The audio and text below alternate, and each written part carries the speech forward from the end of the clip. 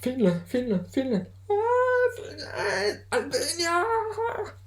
Greece, yes. Albania. Portugal, whoa, impressive. Bulgaria, yes. Switzerland, very nice. Serbia, okay. Iceland, yes, so nice. Moldova, okay. San Marino, yes. Okay, I'm ready for the final now. This was a suspense. This was intense, but I think the final will be even more than this. I'm just waiting. I'm just waiting.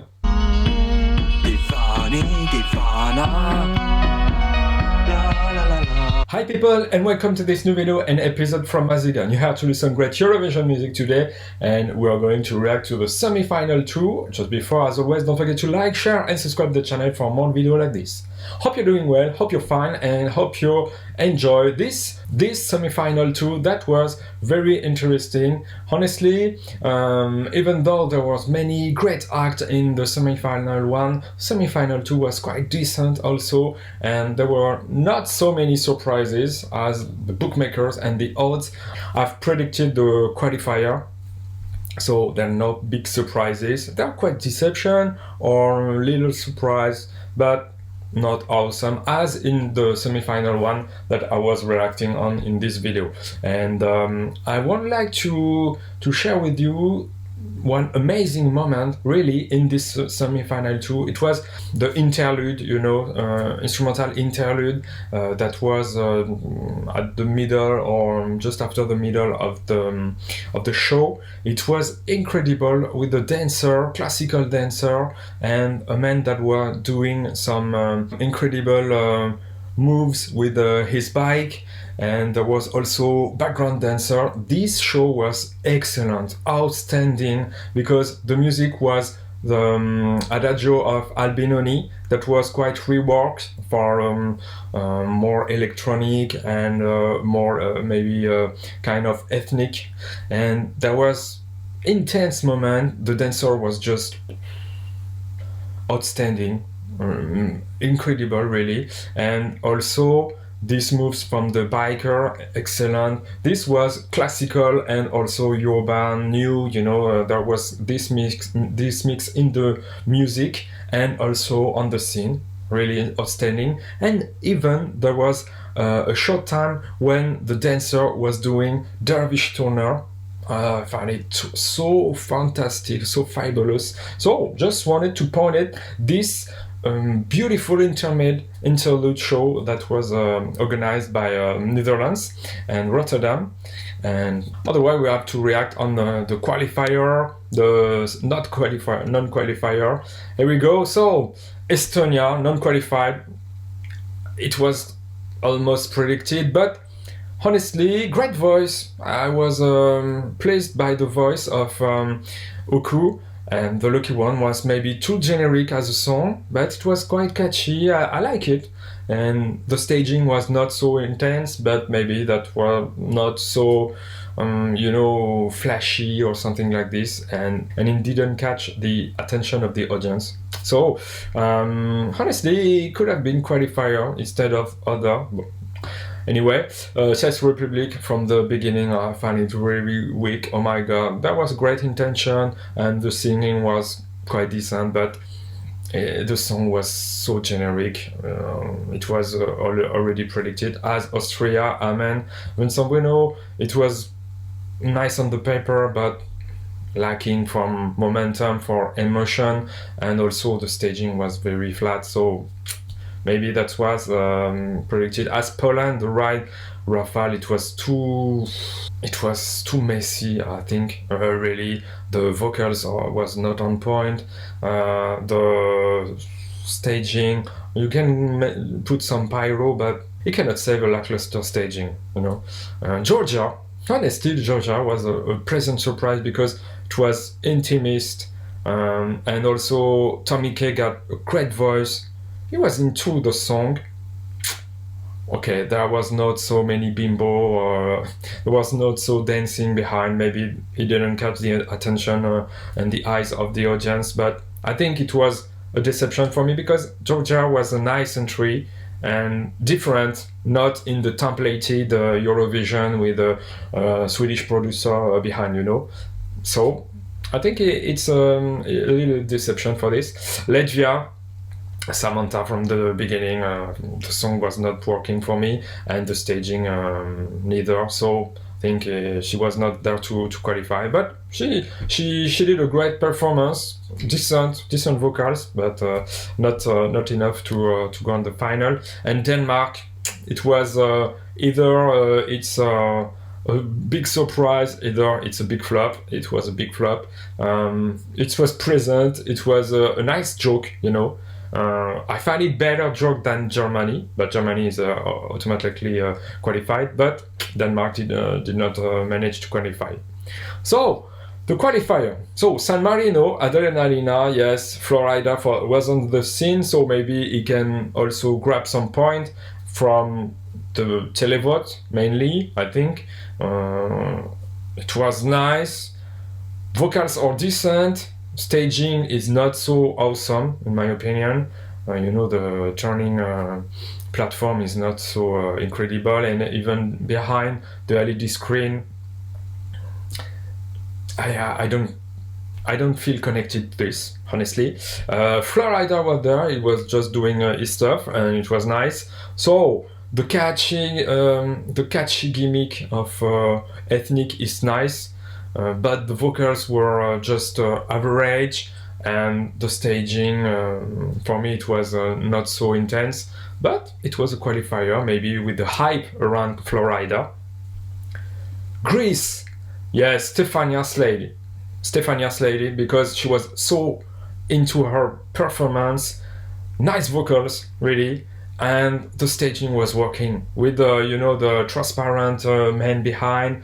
There was kind of interaction between her and the dancer, and also at the end she managed to slay it with a great high pitch voice, and also there is a momentum at the end. The LED screen is well used.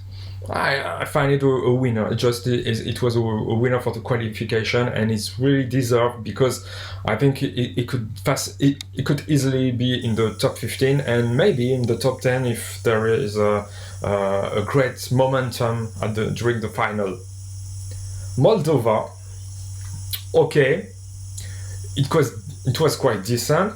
I like the intentions of Natalia. She was very smiling. She was enjoying the show. Really, she was excellent. I like to see her like this.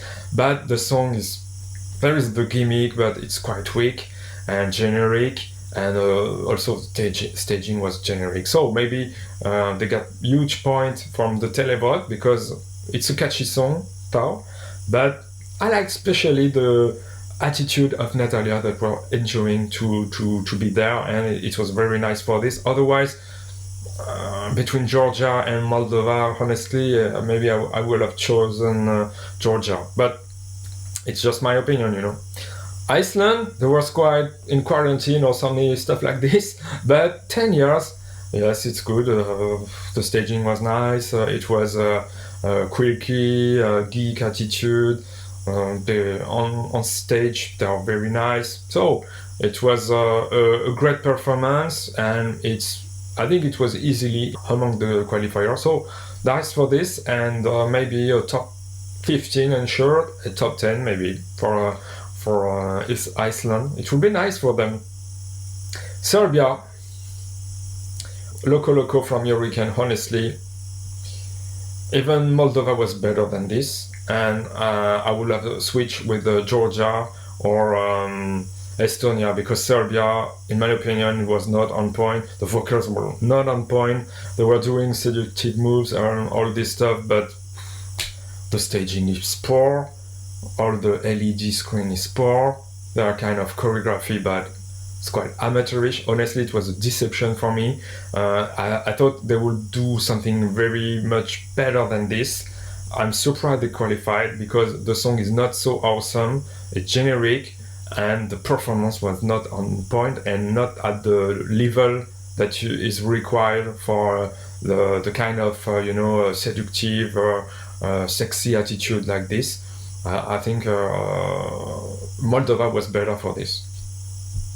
Albania, great surprise, Karma. Yes, I was loving this song from the beginning, and I'm so glad they managed to qualify. Hats off to Angela alone in the stage. Maybe they would have add some dancer behind. There will be more movement and more momentum, but she managed to slay because of the vocals. Her vocals are just impressive, really, and her stage presence is really nice also. She was doing some kind of moves. Maybe the LED screen was quite dark and not so grabbing, apart from the end, and the momentum was there, so maybe that's why also it stayed in the mind of televote. I think it's more a televote than a jury winner. So it's a qualifier from televote and maybe not from the jury, but it's a great qualifier. I'm very happy for Albania. Portugal, great surprise because on paper it's a different style, and maybe the audience want different style now. They don't want some kind of Eurovision typical. Maybe they want also offbeat songs, and this is just a jazz, a blues, soul blues little song, and it was nice to see and to watch it on the stage because they were so into it. It's just like hoverphonic, It's a band that is playing and doing great stuff, and no need some pyro or some other things. It was nice, and also the voice was very, very on point. Particular voice from the Black Mamba lead singer, but it's a cool surprise, I think.